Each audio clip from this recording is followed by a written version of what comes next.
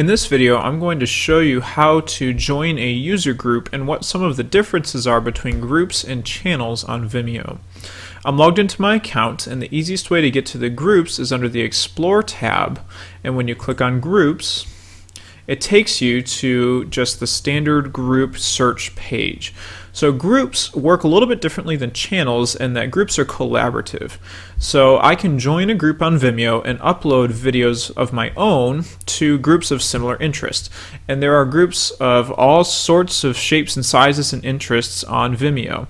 Now I do want to say before I go further that groups are a little more open than some of the Vimeo channels, and so the group function itself is not necessarily or as reliable or as appropriate for students of different ages. So what I would suggest doing is using your account to filter the groups out before you send students onto Vimeo to find things. So you can search for groups here based on different keywords, different search terms, whatever you would like, but I'm going to show you a group that I'm a member of. So if I go to my profile, again it takes you to your Vimeo profile, and I can click on the group button, and it takes you to any groups that you have joined recently. So I'm a member of this science group, and when I click on it, it has a group stream here, very similar to a channel stream or to just the upload stream on Vimeo, and I can see multiple different things. So I can see any videos that have been uploaded to this group recently by anyone in it, and these are just unfiltered videos that are uploaded to the group itself. There are also discussion forums within a group, so I'm interested in science topics, so I can discuss different topics within the group itself with different people. I can see a list of group members. So if there are people within my area or people that are similar content teachers as me or people that just have similar interests, I can begin to connect with them. And so groups are a little bit more open and similar to our social networking that we do on Facebook when we can join a group there.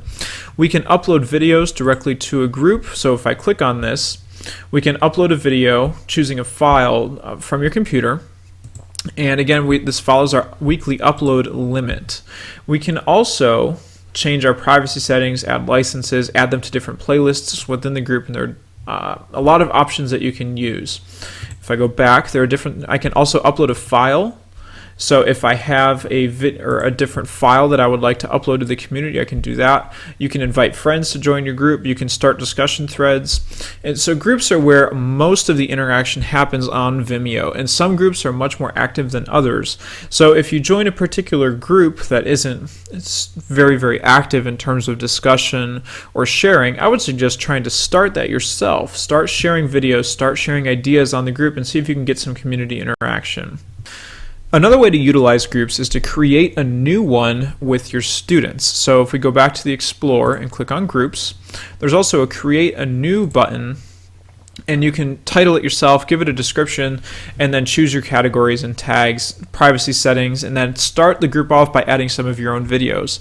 So starting something new on Vimeo is very easy to do, and you can use education categories to help filter out some of the people that would join your group. And you can also have settings that have you moderate who can and who cannot, or who can upload and who can't upload to your group. So groups are much more versatile in nature, and they're not so much a repository of your things, but a way to build interaction and collaboration within the Vimeo community as a whole.